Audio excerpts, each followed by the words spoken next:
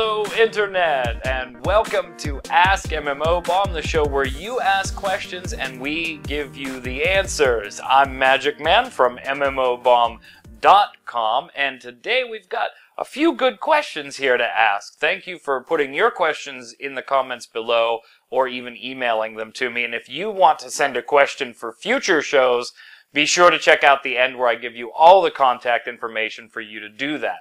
Before we get started with the regular questions, though, we do get asked an awful lot on just about every show that we do that has an intro or an outro. Where do you get the music? What song is that? Who makes it? So, I'm going to give you the single answer for all of them, whether it's the free-to-play cast, whether it's Ask MMOBomb, whether it's Fuse, whatever show. If you like the music on the intros, it is always in the video description on our YouTube channel. So just click it open, and we usually supply a link right there, especially if the user's also on YouTube. We give you the link right to their stuff. The one we get asked the most about, though, is the free-to-play cast. That song is called Get Hyper and is by Droideka, who is on YouTube, and we supply the links there for you. So check that out. 'Tis the season. It's already decorated here at Magicman's house. You can see my Christmas tree right here, my wreath in the background. The only thing I'm missing is the Santa costume, but it's still early December, so we have plenty of time for that. So let's get to today's questions. All right, our first question comes from Steamroller, who asks, Magicman, do you think that PC games will beat out console, and I mean PC games and MMOs, or the other way around? Already, consoles can download games, can download movies, and access Netflix and Hulu and video services on demand, and you can play DCUO on the PS3. What are your thoughts? This is a question that I've actually gotten on a few live streams as well, too. It's an interesting debate, and I think it kind of stems from that idea that all of us have, including myself, which I try not to do, but I still occasionally do. It's that idea of what you like is probably going to succeed and what you don't like is going to fail. And we all do that with MMOs. If you like WoW, WoW is a fantastic game and it will continue to thrive and have millions of subscribers. If you don't like World of Warcraft, then you talk about how awful the game is and how it's doomed to failure and very soon. Same thing with Star Wars The Old Republic. We all kind of have that nasty habit every once in a while of, if I don't like it, then it must fail at some point. And I think that kind of leaks into the PC versus console debate a little bit as well. If you're a console gamer, which I was strictly a console gamer for a very long time. I'm a huge video game collector, so I have a ton of consoles, and I very rarely, if ever, for years, played PC games. And so to me, PC games were inferior. And then there were the PC crowd that they wouldn't touch a console. What do I think is going to happen long term? Probably nothing. I don't see a situation anywhere in the very near future where consoles go away and are replaced with exclusively PC gaming, or PC gaming goes away and is replaced by consoles. I just don't see that happening one way or the other. There's a few reasons for that. First off, just looking at consoles and computers and their price points, there's a huge variance there. Now, the consoles are quickly catching up, especially with the launch of the PS3 and the Xbox 360 generation. But there's still that gap where PC gaming is, in the end, if you want to do some high-quality PC gaming, it's more expensive. A lot in some cases. I mean, a graphics card alone that you may save up for a little bit can be just as expensive, if not more expensive, in a lot of cases, than just the console itself when you look at the console side. So I think there's still a price barrier that is going to allow consoles to thrive in one market, and PC gamers will continue to do their thing in the other. That's one reason I don't see it going anywhere. Two, there's still a large portion of the gaming demographic that just wants to play a game on their television. And yes, some PC users, myself included, have at one time, or may have right now, their computer hooked up to their living room television. So this point is moot for those guys and girls. But in the broad scheme of gaming, there's still that notion of PC takes place in front of a monitor, console gaming takes place on my TV, and I can chill on my couch and play with a controller rather than a mouse and a keyboard. So I think there's that audience that really isn't going to die down. What I do think is interesting is the crossover between the two. As Steamroller mentioned, you're seeing console gaming that can do a lot of what your PC does, right? You can access YouTube, Netflix, Hulu, video streaming services. Most of them have drivers for the current gen and some previous gen have drivers for DVD, Blu-ray, HD, DVD. What the hell are those? I know, they're gone. But, so yeah, there is an interesting overlap that's happening. Ouya, if we talked about on the last show, kind of crosses that barrier yet again in a console that is basically a PC game machine attached to your TV. OnLive attempts to provide that crossover bridge of console gaming in a PC-type cloud environment. So you're seeing more and more crossover, which I think you'll continue to see, and I think is a great thing, especially since I play both. But I don't think you're ever going to see one beat the other one. And there's always that debate on which one is better. Unfortunately, on launch day, a console may be as powerful as a very, very nice PC. The problem with consoles, of course, is you can't really upgrade the parts as you go with your computer. You can swap the graphics card when ATI puts out the new series. You can swap motherboards. You can swap sound cards. You have that ability, and so even though they may build a console someday that rivals the top-tier computers, until we have that ability to plug and play or swap out pieces of the console, you're still going to have a disparity between what a computer can do and what a console can do over the lifespan of an entire console. Finally, there's one last piece that enters into this. Steamroller gave the example of DCUO, which is a great example of an MMO on a console, which we don't see a whole lot of. There's a Lord of the Rings MOBA getting ready to launch for console as well. You have Final Fantasy XI, which you were able to play on the PlayStation 2, which you still can, not were, PS2, and the Xbox 360. But other than that, MMOs are pretty scarce on consoles. One, because it's a little more challenging to design the interface that will be compatible with both a PC user and a console user. So you either have to really, really think through your interface, or you have to develop two, which gets a little pricey. So developers kind of shy away from it. The other aspect of that to think about is Sony, Microsoft, and Nintendo, when you do an MMO on their systems, have their own licensing agreements, and Microsoft is notorious for not being MMO friendly, and why developers have kind of shied away from porting MMOs to that system.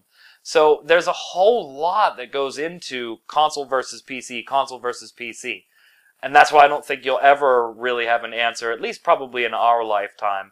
We'll start to see more and more and more crossover, but I don't think we're going to see one phase out the other one, because there's always that pros versus cons list. One can do something that the other can't, and it's going to be up to the gamer to decide which feature set is the best for them.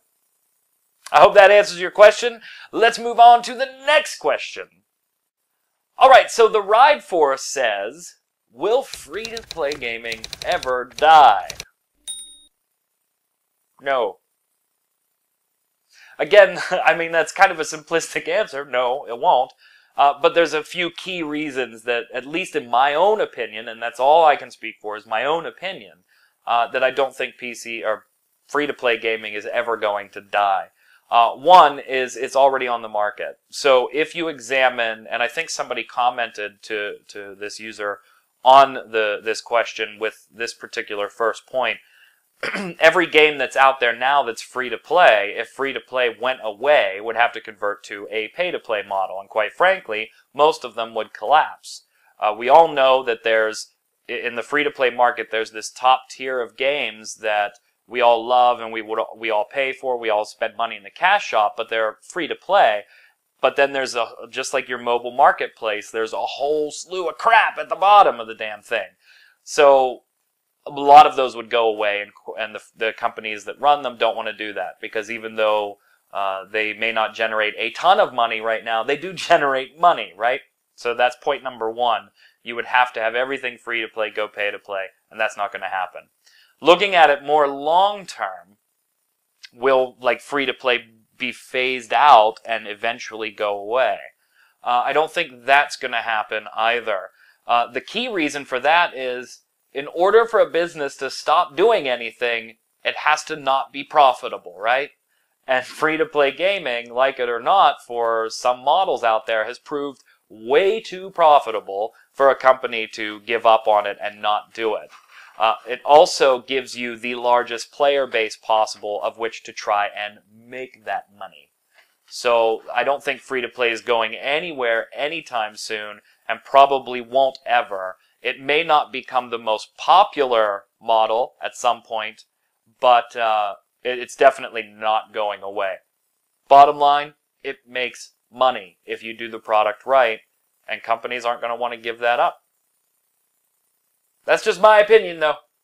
One man's opinion in a sea of gamers really doesn't amount to a hill of beans. So, what do you think? Free-to-play ever going to die? I don't think so, but maybe you have a different reason. Those are just the two I came up with, right off the top of my head. It makes money, businesses are going to do it, and it gives you the broadest appeal to as many gamers as possible.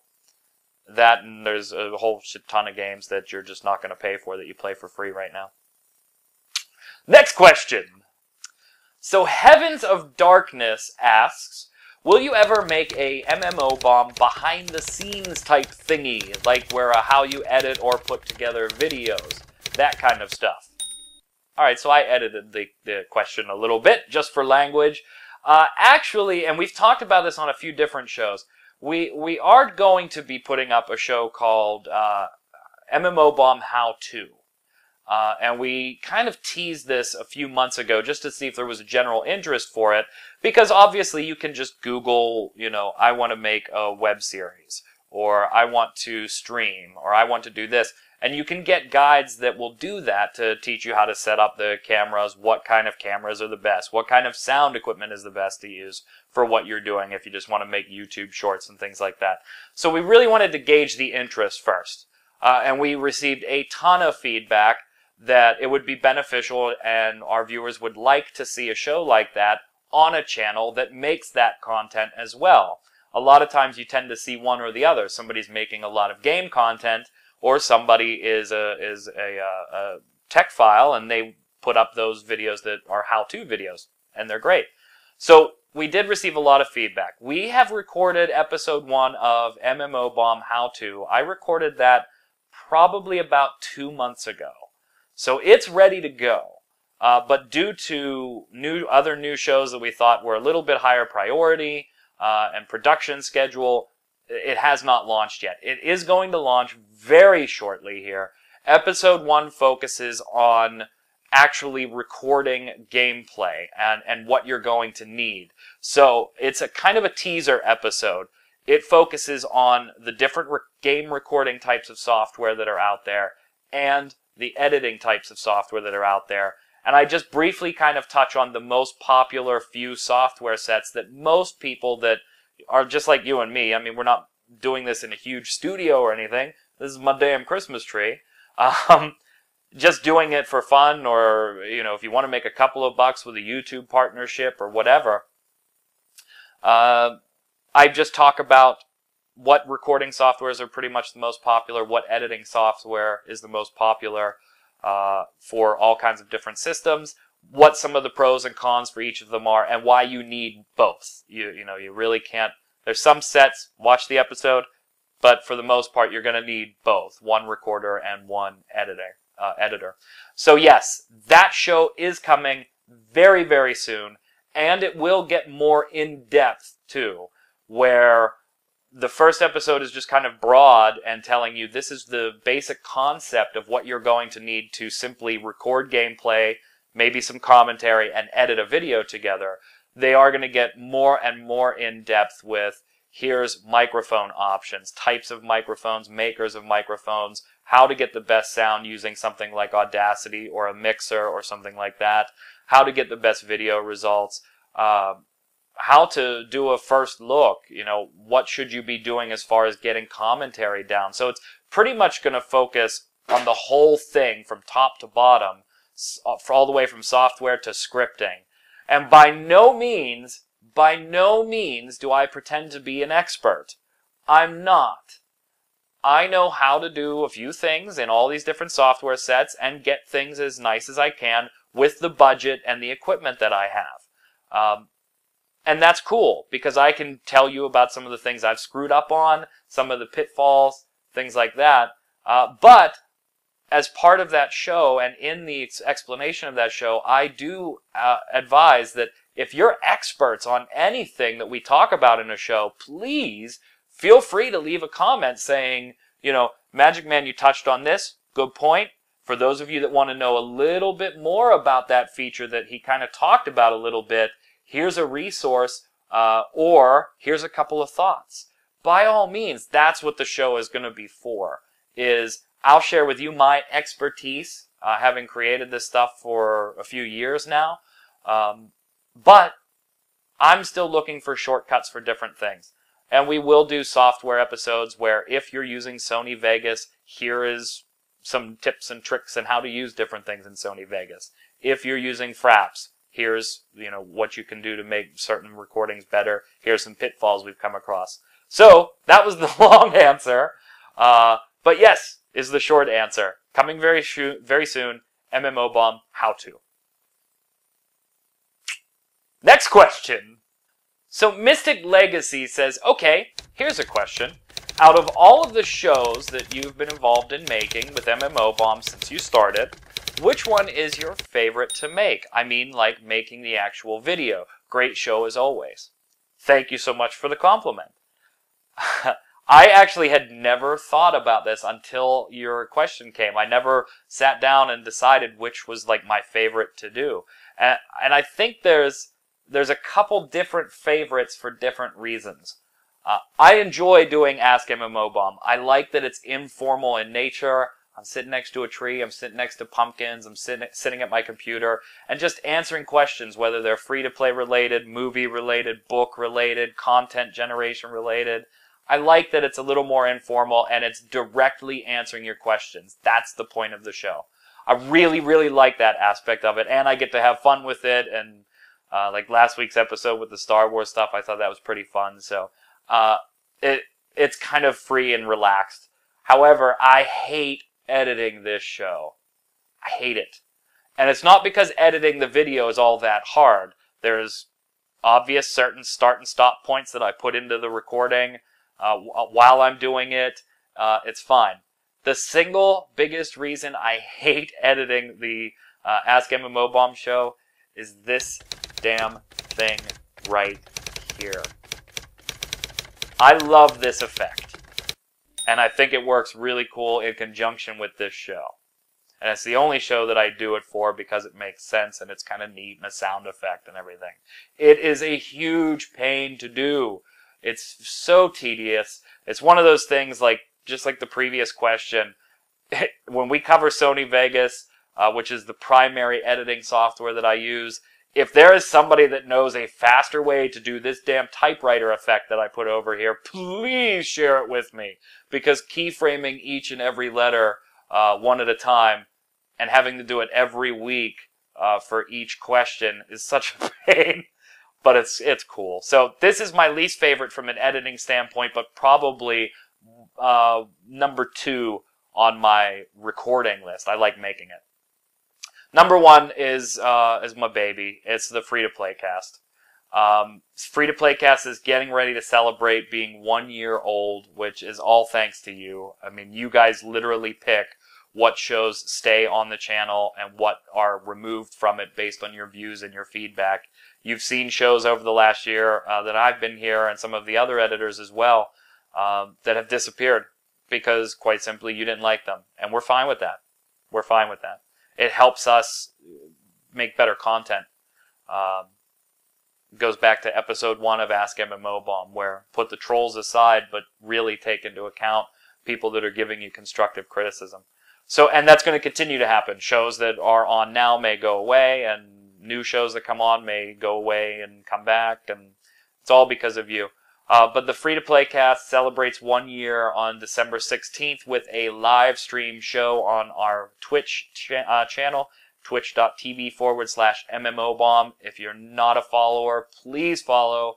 That way you get the automatic email when we do go live for the free-to-play cast 2-hour live show, or just our weekly streaming. That is my favorite to do, my favorite to video edit, and it also takes the longest. It's usually about 45 minutes to 1 hour long, and that's just the recording time. And it may seem kind of, here's 3 things we're going to talk about, and then we just go and do it. But any of the viewer hosts that have been on the show can vouch for me here. Any of the listener guest hosts, there's a lot that goes into that show. There's a few hours, if not a day or two, off and on, of prep work for show notes that go out for that show with very detailed things on each news topic, on here's what we're going to talk about, here's some things that if you weren't aware of, maybe you should check out, here's links to videos, here's links to articles, all kinds of applicable information, and it takes me a while to put it together in a way that flows nicely. And then gathering your feedback for the bombs, gathering what hosts are going to cover what bombs. There's a lot that goes into that show. Plus, since it's an hour long and it's video and it's HD, it takes a while to render and a while to upload. So it's by far the show that the most work goes into, but it's also the one that I'm probably the most proud of. And a lot of that has to do with you guys. I mean, we put the show together, but quite honestly, if you guys didn't like it and watch it every week and give us such positive feedback and contribute your questions and your answers and your weekly bombs, it wouldn't be there. And there's no way in hell we'd be celebrating 1 year. So thank you for keeping my favorite MMO bomb show from a production standpoint. I love them all from a production standpoint. Free-to-play cast. Next question! Alright, our last question today comes from Ewalker19, who says, if I told you I never reached max level in a game, what would you say? I would say you're probably in the majority. I don't think you're in the minority. And there's a lot of people that would say, oh yeah, most people reach max level in a game that they've played, or at least one game. I don't think that's probably true. World of Warcraft, again, prime example, big-time player base, they're very fond of passing out their numbers of the percentage of players that actually are at level cap. And that percentage is a lot lower than you would think. I mean, you raid and all of your buddies raid, so everybody's 90. But the percentage of actual players that are at level cap is not as high as you would think. And check out Blizz's forums. They usually discuss this periodically. And that's a pay-to-play AAA title. And then you have that whole gamer ADD thing that we talked about. Because free-to-play is so prevalent, you really, really got to knock somebody's socks off with an MMORPG or an MMO of any type to get them to stick long enough to reach level cap. So it doesn't surprise me that you may not have reached level cap in any game. I would ask, first off, have you ever played a sub game for any length of time? Because I think you're more apt to get to level cap in a sub-based game, especially while your account you're paying for the account, because you feel not only do you enjoy playing the game, but there's that certain back of the head thing going on that says, ugh, I got to pay $15 for this. I need to get my money's worth. And so you play a little more than you would normally, and therefore you end up at level cap. So I would ask first, have you ever played a pay-to-play game for a long period of time? Not paid 1 month, tried it, didn't like it, and left. And then free-to-play, that doesn't surprise me. In fact, off the top of my head, I can't tell you a free-to-play game that I'm MMORPG that I am level cap. Oh well, Aeon, but that doesn't really count because I was level capped prior to the conversion to free to play, so I guess that one really doesn't count. Technically, I have a free to play max level tune. I have games that are free to play that I have very, very high level, almost level cap tunes, but not level cap. And I think most of us are probably like that, where we play just too many damn free to play games and we bounce from game to game to game to game to game, and we come back to the ones that we like the most. But because we're bouncing around, we don't have the time invested that you would with maybe a pay-to-play game. And then, of course, there's no point in being coy about it. There's the quality issue, too, sometimes. Again, there's AAA, what I would consider AAA pay-to-play and buy-to-play and free-to-play games. And then there's the free-to-play market, which has got that fine layer of dirt product at the bottom of it, where as soon as you play it, you're like, this is ridiculous crap. Boring story. And you just refuse to play it again. And there's a lot of those. DK Online! Where you're just not going to stick with them. So why the hell would you have a level cap? And so you bounce to the next game. But it tied up 2 or 3 days of your time that you might have been playing something else. So it doesn't surprise me. Ewalker19, I think you're right in the ballpark with the rest of us.